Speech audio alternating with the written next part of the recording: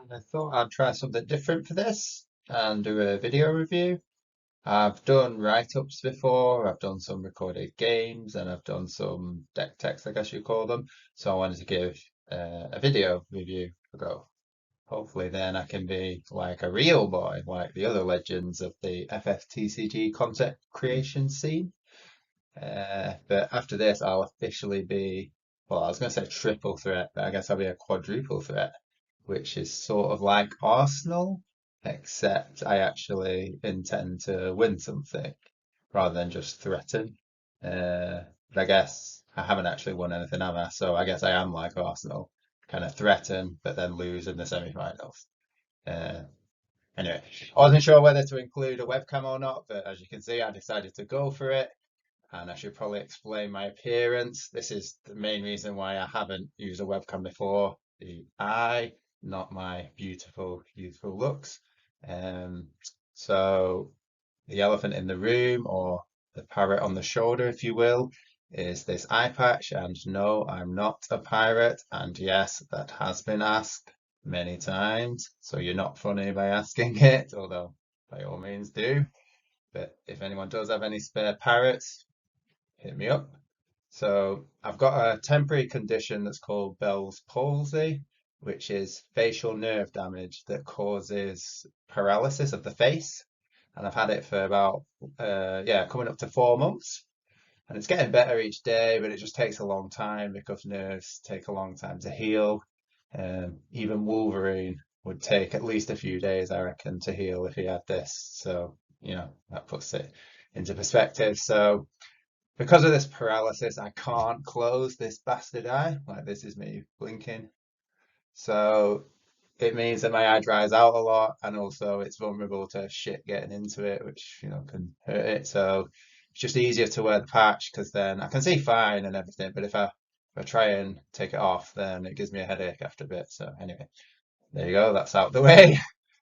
So shiver my timbers. Let's look at the event itself. Like me, you were probably wondering where the fuck is Basingstoke? So if we have a look on this map, we've got a lovely dot down here. That's where Basingstoke is. So it's sort of halfway between the two powerhouses of the south of the UK. So we've got, sorry, let me rephrase that. Between the one powerhouse of the south of the UK, London, and Cardiff. And FYI, I live all the way up here in a place called Blackburn, so it's like a bit of a mish for me to get to it. It took me about 5 hours by train. Um, so yeah, there we go. The venue itself is called the Red Lion Hotel. So it's a traditional, very decent sized pub that's been converted into a game store, and it's adjoined with a hotel of the same name. And the event itself was in a big function room within the hotel, and it was available throughout the day, obviously, and then also in the evenings as well. So everybody could stay and hang out together, play more games, do whatever. There's a bar, um, in the pub itself, or stay in the room. So yeah, it was really good. Um, it's a 10-minute walk, if that, from the train station. There's a free car park, and you could get discounted rooms in the hotel because the organisers they struck up a deal. So very well organised, very well thought through. So hats off to the team. I don't know if it was just Matt or multiple people, but yeah, really good job and really nice venue, and of course lovely people. And there were also loads of restaurants nearby, good ones as well, or takeaways if that's what you want. So yeah, plenty of options, really good facility. So can't recommend it enough. The event itself, we had 31 players, and they'd planned to have 7 rounds of Swiss from the beginning because we were hoping to get a few more. So it's a bit of a shame that we didn't get so many. So in particular, where were all the London people? It's like right on your doorstep, you know? So were you scared? wasn't that obviously. I know, I'm just messing. So yeah, hopefully this can become, as I said, it's the second time. Hopefully it can become an annual thing and it can grow in prestige, I guess. And then yeah, more people can come because it was really good. But obviously, the more, the better. So let's see. Um, they also decided to stick with a top cut of 16, which you can see obviously 31 players, top cut of 16. So some people didn't like that, but I think the majority were quite pleased. I liked it because I felt like it gave everybody more of a chance to participate and do well. And the 7 rounds as well, it felt like the event. It was just longer, isn't it? And there's more rounds, so you travel all this way, and then it's more fun to just keep playing the games. And then there's less stress involved because it's much easier to make the top cut. So, as I say, I liked it because it reduced the RNG. So sometimes you go to events and you just get screwed over by certain bad matchups or certain god hands that your opponent pulls on you, and there's nothing you can do, and you lose one game and suddenly you're screwed. But in this, all of that was reduced because of the structure of the top cut. And as I said, more people involved on day two, I'm talking about, means more people come back and then they'll play at least 1 round and then they're going to stick around and do other things, which equals more fun. And there were side events as well, so I wasn't sure what exactly those were. I think they were drafts, maybe. I'm not sure. But basically, I think pretty much everybody, all 31, maybe not everybody, but it seemed like it. Everybody was there. So again, it very much continued that vibe of everybody very chilled and all having a good time, which was really nice. Here's my deck, which is Wind Lightning Dragoons. For the last 2 years or so, most of the time I've been playing warrior decks when I've gone to events of different element combinations. But this year I wanted to try and experiment a bit more, use other things. I've been on holiday for 2 weeks leading up to this event, so I didn't get a lot of practice, obviously. And I only got back on the Thursday, and then it was straight on the train the following day. I've been trying a few different things on Octagon. So I was tinkering, and this was one of the things I was trying. So I thought I'd give it a whirl. The other factor was that I don't have that many of the new cards. I did buy pre-release, so I got some things, but not much. And also I hadn't put anything together, so just last minute, just I thought, oh, I'll just be able to do this quite easily. Turns out I was wrong. Um, so uh, about 3 years ago, my bag was stolen when I was in Manchester, and all my decks were stolen basically. But I didn't realize until now that one of them must have been a Dragoons deck because when I went to try and find the stuff on Thursday night, I'm like, where is everything? So I had to borrow it from my good friend and roommate Sam Frost, aka Sexy Monkey. Um, you'll have to read my write-up to understand why. I can't be bothered explaining. He lent me most of the stuff I needed, but he only had 2 Freyas. So thankfully, Jack from Cardiff, he lent me a third Freya. So I had everything I needed. Um, and I suppose I could have asked them for. Oh no, so Sam didn't have any canes actually, the new cane. So you'll probably see the new cane isn't in there. He should be. Um, so one of the main reasons for not including it is I don't have any. I probably could have borrowed them from somebody, but I couldn't be bothered. Although actually in my testing on Octagon, I've done a little bit. I wasn't actually using the new cane because I thought it would hinder me from using the LB. So that's why. I didn't think to use it, but in hindsight and having played with it more, yeah, definitely the new cane should be in there. So yeah, sidebar, be very careful if you're in Manchester. There's smackheads lurking about on every street corner, and they're not the nice ones like in Scotland, so be warned. Um, yeah, so thank you to Sam and Jack for lending me those cards again. Although actually, maybe they should be thanking me because my backup deck would have been a Warriors, not standard, but pretty standard to the Fire Ice. I just had my own little twists on it, and yeah, probably smashed everybody if I've done that. So we'll never know, I guess. Um, why is this deck good? And why did I choose to play it? Well, it's quite fun, obviously, for me anyway. So I think most people know that this Freya, the special, deals 2k to all the forwards per dragoon. So basically, you want to set up backups which are dragoons, and all of these, apart from these three areas, are dragoons. So most games you're going to have, well, probably most games you'll have five. You might have every area in there, so four, and then Freya plus maybe another dragoon or two. So you're going to do 10k at least to the board, and then you've got extra copies of Freya for specials. So that in itself is very strong, obviously, and it's repeatable because you've got this LB Kane who, once you've got three dragoons on field, which is trivial, he costs only 4 instead of 9, and he recurs any forward. So if you need to, if you've got a Freya, either you've got the Freya and you want the special, or you don't have the Freya, you need to get it, and then you've already got another Freya. He can line that up for you very easily, and he's only LB1, so you can do 3 of him throughout the game, most games.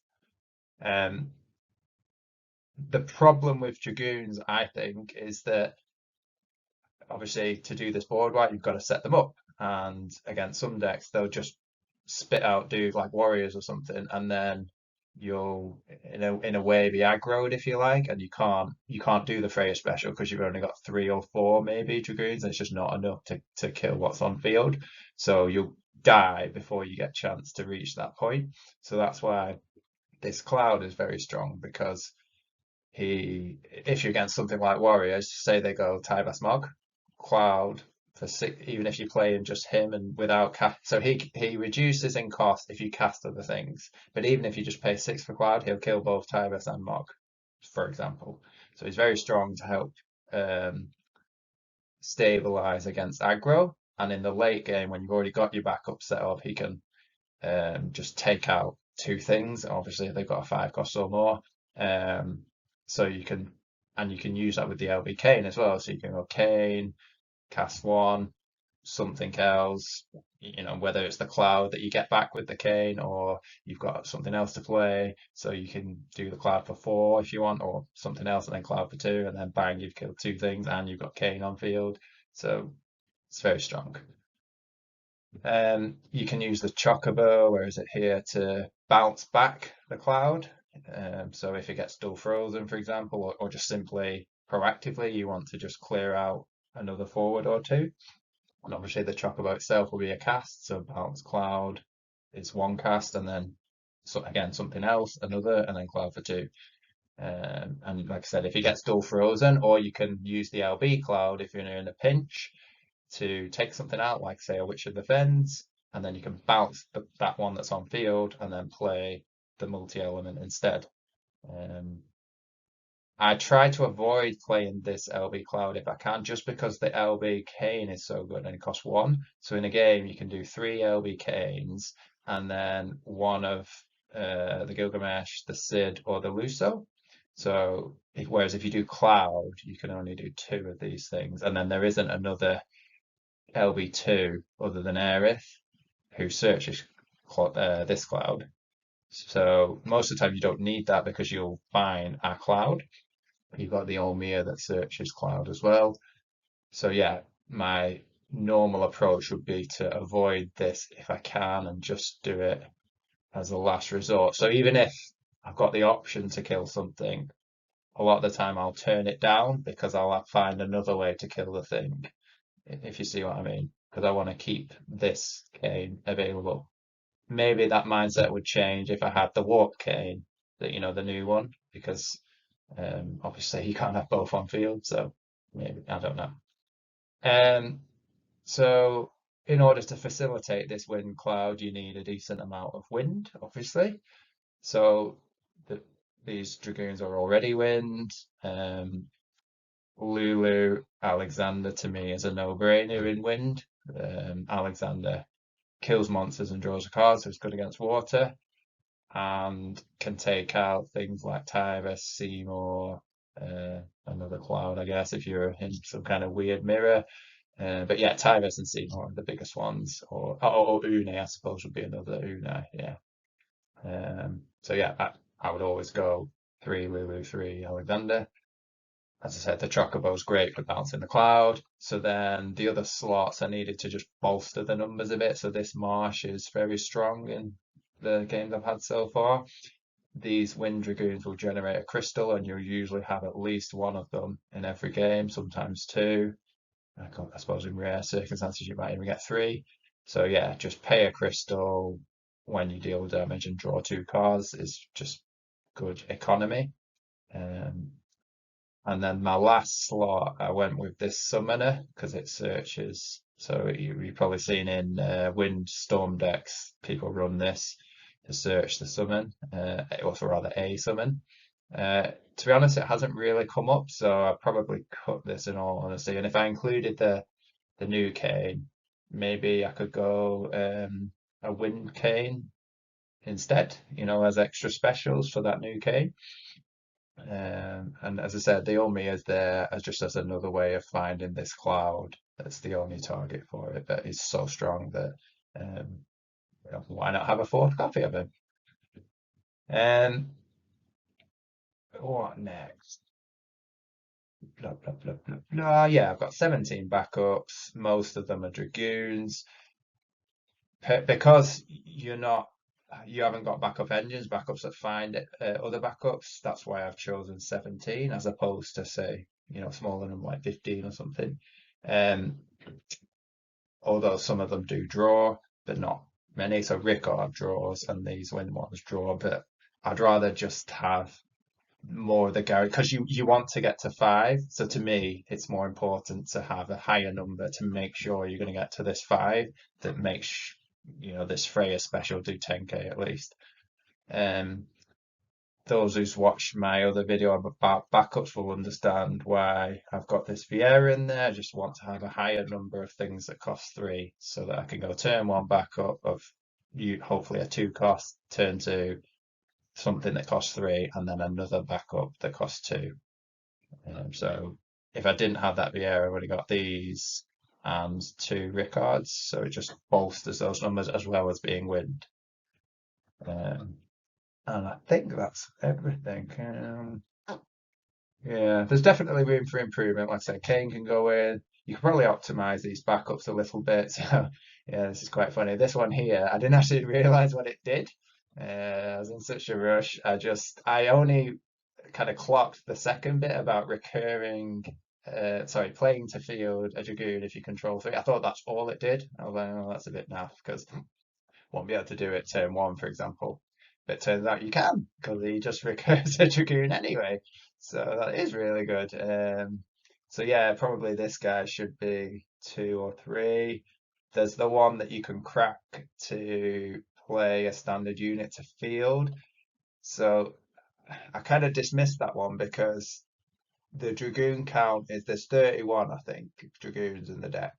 So um, this guy here, you need to have four dragoons in hand to break something. So if there's only 31 in the deck, it doesn't, you need to get further into the game when you've got a bigger hand size to make that happen. So normally you'll be discarding this guy, and then I guess that's why this is good because then it sets him up for later turns. So having the one where you can crack it to play to field, similar idea to this. Yes, it's very good, but is it going to come up that often? And is that better than these options? So I really rate this one here. So this one here has got an action ability. So you can pay one and discard a lightning card, break it, and you break an active forward that costs five or less. So it's quite expensive, but if you think about it, it's pay one and break. So two and discard. So it's like you've cast a 2 CP summon, although that says break a backup and break an opponent's forward. So that's quite strong, I think. I'm not saying it's, amazing, but it's strong enough that makes me want to include it over that other one, for example, that recurs something because there isn't much interaction in this deck. other than the Freya special, you can't really do much on your opponent's turn. Maybe bounce one of your dues, but nothing proactive. Whereas this is proactive. So if they say they've got a Seymour on field and you weren't able to kill it on your turn, well, other than this, so you could do this on your turn, but say they've got the Seymour and then you like pass your turn. So they go to the attack phase and then you go kill Seymour rather than killing it on your turn and then they play another one and don't freeze your shit again. So that's one example. And it did come up quite a few times. It would either, usually when my opponent was trying to get in my grill, and I was like, fuck off, eat this, or sometimes to close out a game. So I think in my game against an army of one deck, they were just trying to storm me out and they kept putting blockers out. So I actually cracked two of these guys to take out two blockers and then I could swing through. So yeah, that's why I rate this one. Um, is there anything else? No, I think that's everything. So I'm going to leave it there. You'll probably notice when I come to do the next bits, I'll have different clothes on because I'm going to wait for the decks to come out and then I can talk about my games by showing hopefully the decks of the people that I played and then it might make a bit more sense. So watch this space.